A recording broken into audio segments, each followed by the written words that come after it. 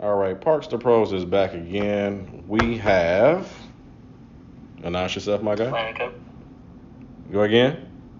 My name is Landon Copass. Okay. And just give us a little bit of background on yourself there, Landon. I go to Legacy Christian Academy and I'm a senior. I currently play point guard and the captain of my team. Okay. Um, uh, yeah. Okay. So let me know about your accomplishments. You can talk about yourself. Just be free. This is not an indictment. We're not in the courtroom. Like let people know about you. They need to know about you. So last year was my first year at Legacy. That's kind of where my high school, ball kind of took off at. I was an all-star last year. I was first team all regional, first team all state. I was defensive player of the year. I led the league in steals and assists. I currently have my recent accomplishment of getting 1,000 points in my high school career this Congrats. year. Congrats. Not many guys get to that level, or girls. I want to be Yeah. politically correct here. Um, Talk about the defensive side, because I mean we hear about guys putting up great numbers, but the fact that you're a defensive player of the year, that's pretty good. So what makes you want to dig into somebody on defense? I think because first to get the offense, you got to play defense because defense always leads the offense.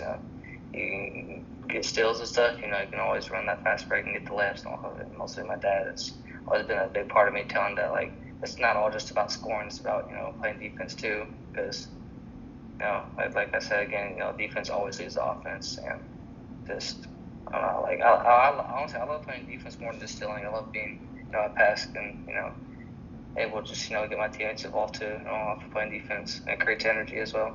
And from the point guard position, that's really, really important because, just being a disruptor. Like, if these things can't go the way they want to, we see that in football a lot where, the plays are scripted and, everything's on timing. Timing really matters with basketball, too. All right, I'm back. So, uh, basketball really matters with timing, too, and it doesn't get highlighted enough. Yeah. One good way to look at that would be if you're running a patterned offense and you just got guys getting in the way constantly. That right there, another disruptor. Or what we say at the college that I coach at, what we do is we say there's going to be what's called game slippage. So let's say you catch the ball, you're supposed to catch it free throw line extended, right? But that defender, the angle that they're making you catch it from is forcing you more towards the boundary line. It's gonna happen, because you just can't always just catch a 3 point line. It don't work like that. Yeah. Better defenders are gonna push you further out. That's our job. So you just got little things like that that happen. But being a disruptor, if you're further away from the basket is key because we all fighting the clock monster.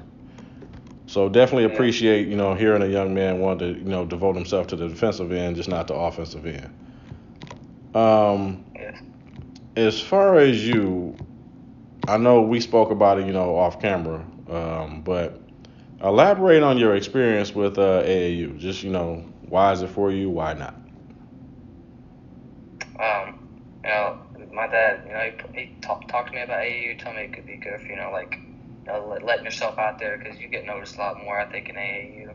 Mm-hmm. But when I tried it, I didn't really think it was, I didn't really care for it. I think it was a fit for me.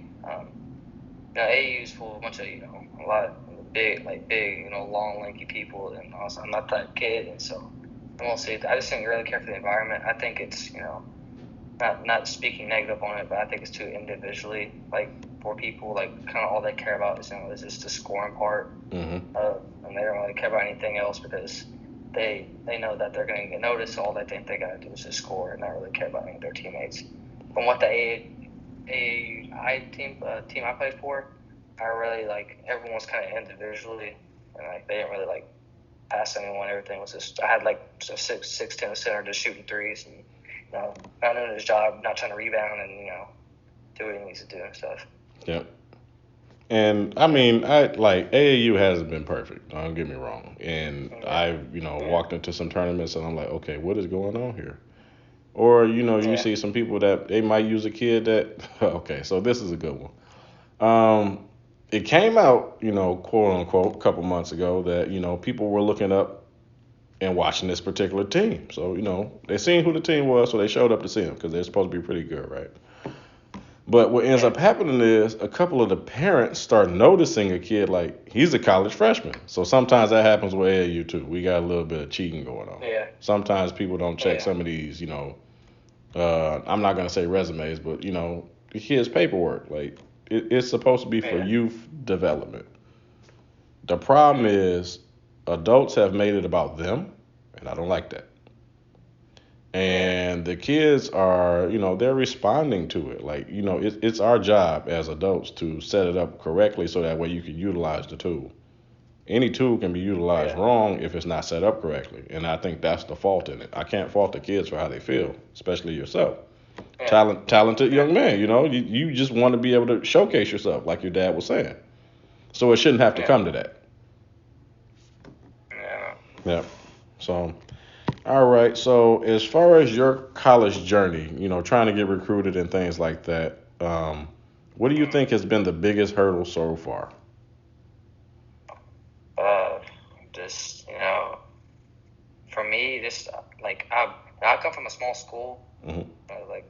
I come from a decent sized town in Bowling Green, so there's not really a lot of people, like me from a small school that they're gonna get really recruited because people ask me what school I come from and stuff, and I'll say Legacy, and they don't even know where that's at or that's located. Even in people in Kentucky have asked me, Hmm. so I think being in a small school, being noticed has probably been the biggest hurdle for me. I mean, it took me a pretty good while to get noticed until like about 2 months ago when I started getting noticed by some recruitment coaches, like Kevin himself. 2 months ago he noticed me, and that was the first person that was able to notice me. So I would say getting noticed and stuff, and the recruiting process has been a big hurdle, but I can tell now that I'm finally stepping over it. Yeah. And recruiting, there's no perfect science to this anymore. Like at the junior college that I'm at, Yeah. I help my guys get out. Okay. Um, Yeah. some of the struggles of getting them out now have been, magnified just from the simple Mm-hmm. fact that, we had COVID and you had all the kids in the transfer portal. Okay, cool. Those are only two issues. What also didn't get looked Yeah. at is you got all these guys that may have had a medical red shirt here and there. Now, people tried to make fun of the young man that was at Clemson because of what happened to him, as far as Mm-hmm. his body. But if you keep reading that article, of what happened, I think 2 Wednesdays ago or a couple Tuesdays or something, you look up at his age. He's at Clemson right now, but he's 25 years old. What's not Yeah. getting talked about enough is you might be able to hold your own, but every 18-year-old is not going to hold their own with a 25-year-old that's been lifting 7 years your senior. It's just Yeah. different, especially just learning Yeah. how to, move within the college environment. And what Mm-hmm. those individuals have done is, I think they've done it the right way too. I mean, if school is free, school is free. So, I mean, if Yeah. you have the opportunity to get a master's degree out of it, by all means, who's going to tell you not to do that? So that's been the Yeah. main issue that's been holding young men like yourself up, young women as well on that side, Yeah.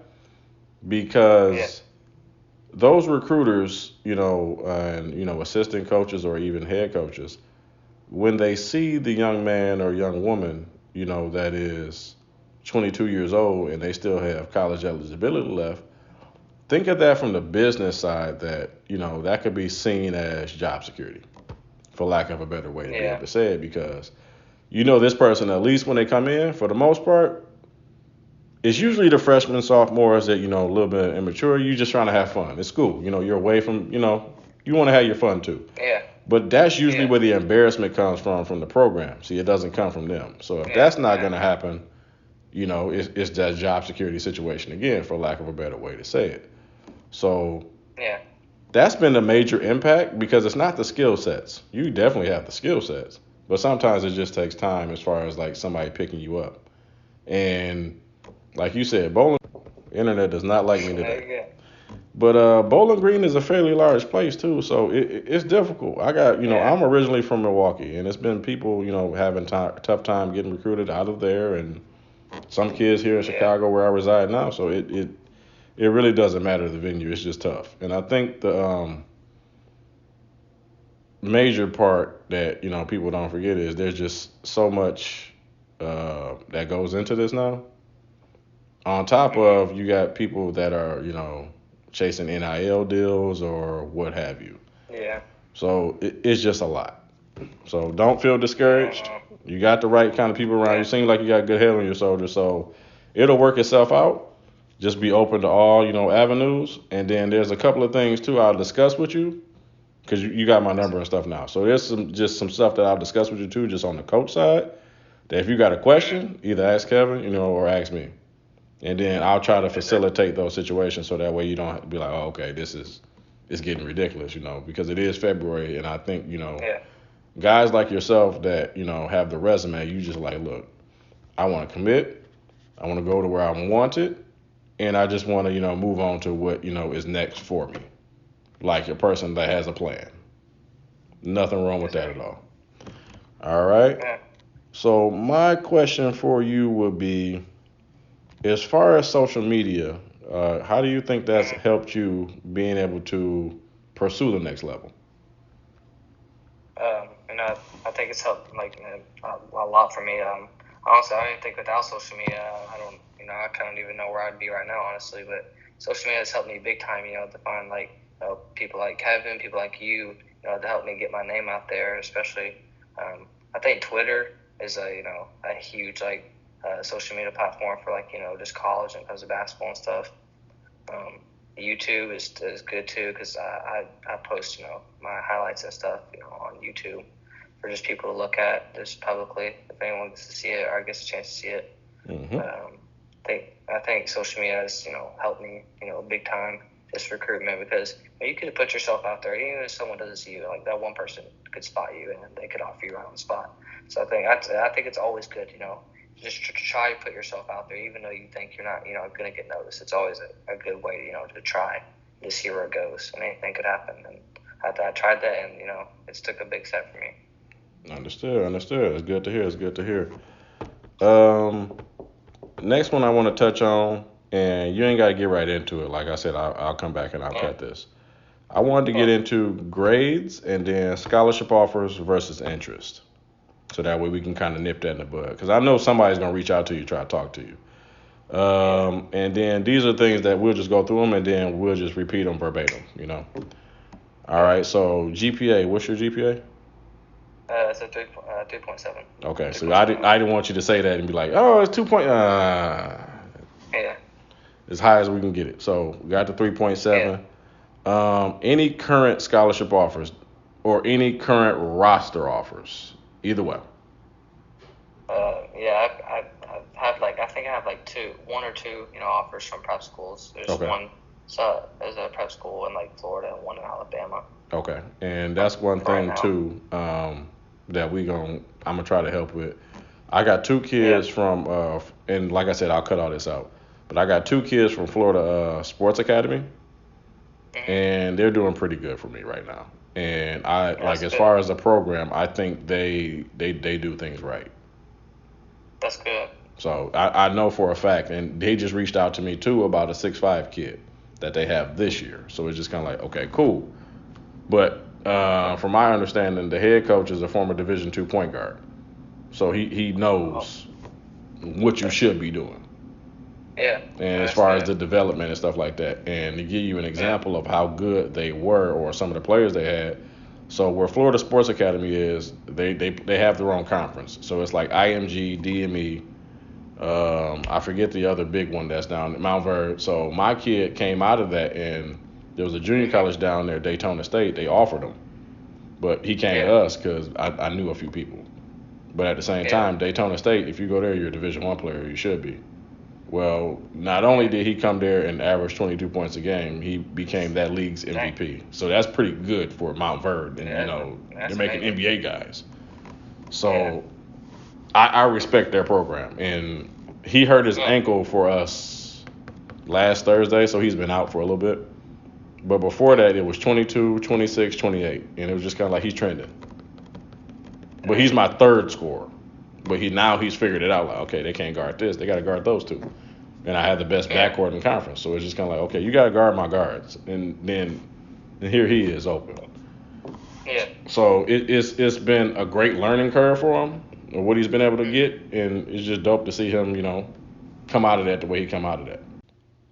All right, we back. So now just let me know about your grades and what kind of scholarship situations you got or roster offers currently.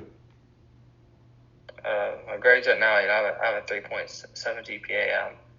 Right now, in my senior year, this is when my grades have been the highest at. Because my junior year, I think I had like a 3.5. Mm-hmm. And I told myself, I was going to rise up my grades a little bit because, especially to play basketball first, you got to have good grades. I've had, two offers, I think, right now to a couple prep schools. One was in Florida, and one was in Alabama. I was pretty excited, to see my first, couple offers.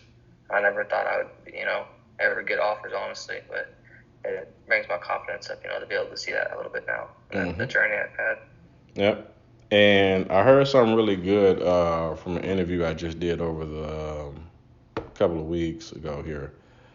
Yeah. Professional athlete, what he was saying is, at this point in time, a little bit before too, because, some juniors are going to see this and they might, go in one ear and out the other.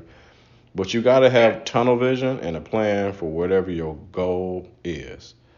Because people think you fall short because it was meant for you to fail. No, it was not meant for you to have what you desired right then and there. And it might not be an effort thing. It just might not have been the right time. But at the same time, if you're ready to handle whatever that situation is, when that time is right, you're going to be ready. Because you don't quit after, you miss one shot. You come right back to it. Yeah. So it's the same, work ethic. It's the same mental that you want to keep forward because ultimately, that's the goal. Yeah. Yep. So next one I want to hit is nervousness and approaching sports and in life. Anything ever just, out there is like, okay, I really need to hit this shot. I really need to make this play, go as planned as the point guard. Are there any of those situations that you feel as though like, okay, I really need to take over right now? Not everybody get out the way, but y'all know I need to do this. Any of those situations ever affect you negatively? Just mentally, like hold on, like I might be doing too much. Like for me, I never really get nervous in the middle of the game. I kind of like pressure. I'm not gonna because with pressure, it makes me lock in. It makes me focus more to okay, I need to I need to take over this game. Like this is my team. We need to win. I never really feel nervousness, during the game. I will before if we're playing some big team, but I usually once the game starts, my adrenaline kicks in. I lock in instantly. But there's been a couple games this year where we've been losing, but a good amount of points or a couple points, and I've taken over the game a couple times and helped us win. But yeah, there's been times where I just really love pressure, honestly. I just it makes me lock in a lot more and focus. Gotcha. And the reason I asked that like that is because of a lot of times questions get asked about a kid being nervous or what makes them lock in.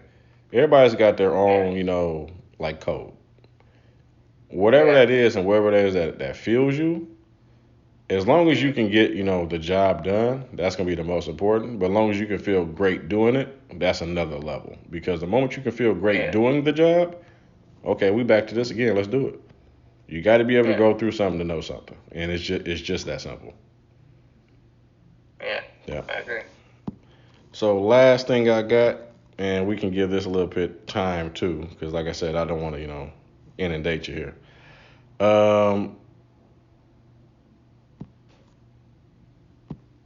Okay, here's a good one because you star player, okay?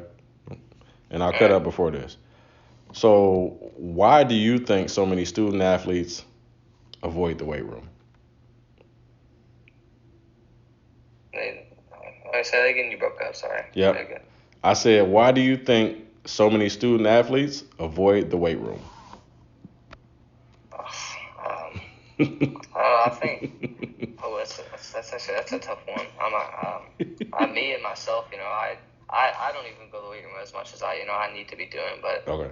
I don't know. I think people, get too some people just get too focused to think they don't need to wait to play ball. They think that they can just go out there and think they're gonna be able to push everyone around, or that they're too good to get strong and stuff. Mm-hmm. Or it's gonna affect them. It's gonna affect them in a way with their shot.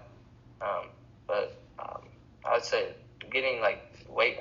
I'm trying to work out now as we speak. I have a trainer and stuff. Yep. Gain weight.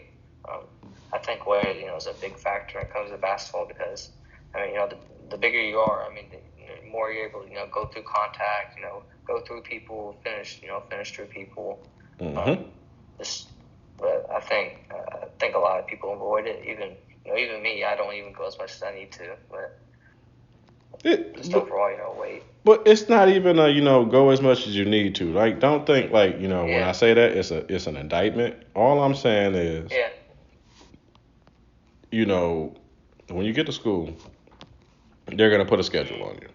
Now, as far as that schedule, there's certain things you got to work at, and they're going to be all over you about it.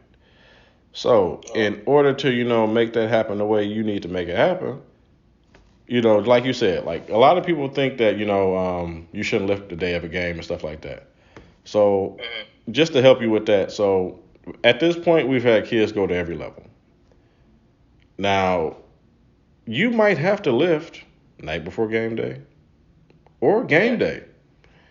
Kid we had that, he decided to go walk on in Missouri, and he had multiple Division II scholarships to wherever he wanted to go. Okay, Conference Player of the Year, JUCO All-American. He could have went wherever he wanted to go, but he chooses there, and we go down to visit him. So I got to see it live and direct, and he was there in Missouri when they had Michael Porter Jr. and Jonte.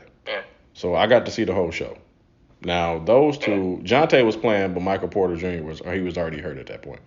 But, so we're there, it's 4 hours before the game. He's lifting. And then had to go eat dinner. So it's a different dynamic when you get there, and I think it's a lot of eye-opening situations because, I want to do that. Well, okay, this makes guys successful. It's realistically the reps and how comfortable you are doing the things that they ask you to do that pushes you to that next level too, because it's not like they're going to say, hey, go do this, and it's going to make you a worse basketball player. Again, that's not in their best interest, for job security. Let me just make you bad tonight. No, because then you're going to feel some type of way, and so they're going to feel some type of way about you. It's not the case. Yeah. So don't think weights, are the indictment or anything like that, but just 10 to 15 minutes each day that you weren't focusing on this, just to, shore up muscle groups and stuff like that, can really help. Yeah. Because the first thing that college coaches are going to do when they see you or see anybody is they're going to hit you with the eye test. Because it's not about your specific talent. It's about, can you play in the league or conference or wherever that they play. You got to be able to survive there. And I got one quick one for you with that. We had a 6'10" kid, and Loyola came in the gym, check him out, right? Sophomore. Their comment back to him was, they're in the league with, at this point in time, Fred VanVleet's there, and Wichita State's just running the league. Problem with that is they didn't think he played hard enough to play in that league. Not skill set, they just said, look, he ain't got the motor. And it's kind of whoa. Because he can play. He's 6'10", you can shoot threes, you don't have a problem posted up. He didn't have the best, hook game, but that mid-range game for pick and pop was disgusting. It was great. And he could block some shots. And, he was about 240 pounds because he really enjoyed, the weight room once he had a chance to be like, oh, okay, this is what's going to give me a scholarship? Yes. Zach, this definitely going to get you a scholarship, my dude. Just chisel up and do more of what we're asking you to do, and somebody's going to come knocking. I guarantee it. And, they weren't the only suitors. Northern Illinois showed up. North Florida was interested briefly. Who else? Bowling Green actually drove over here, in Ohio. They actually drove over here to check him out because they had already taken a kid from our conference, I want to say 2 years before that. Maybe 3 years before that. And that player was Rashawn Holmes, where Rashawn Holmes is in the NBA. Oh, yeah. Yeah, you see what I'm saying? So it's one of those repetition things. Hey, can we what do they say? Find lightning in a bottle twice. Difficult to do, but Yeah. can you make it happen? Mm-hmm. All right. So the last thing I got is a segment I call Trophy Time. So we got the last segment here. We have Trophy Time. Landon, go ahead and let them know where they can find you. And that'll be it. All right. Yeah, mostly you're gonna find me on Twitter, which is at Landon Copass. I usually will post my numbers on there, from my previous games, or in my link I'll include like a YouTube from my dad's YouTube page, just so you guys can go on and click on it and view my highlights, just to see what I did. I do have an Instagram, but I really don't post on that. But if you guys ever want to message me just to get out to me, you guys are ever welcome to. But my main page is Twitter. If you guys ever want to find me, and just get to know a little bit better about my game. Okay. And I'll link all items in the comments and the description sections. That way they can find you on YouTube. So look out for this young man. You got Landon Copass here. He can really play. And I'm not just saying that he can play. So check him out. Gone. Yeah. I got it. We on the move. We on the move.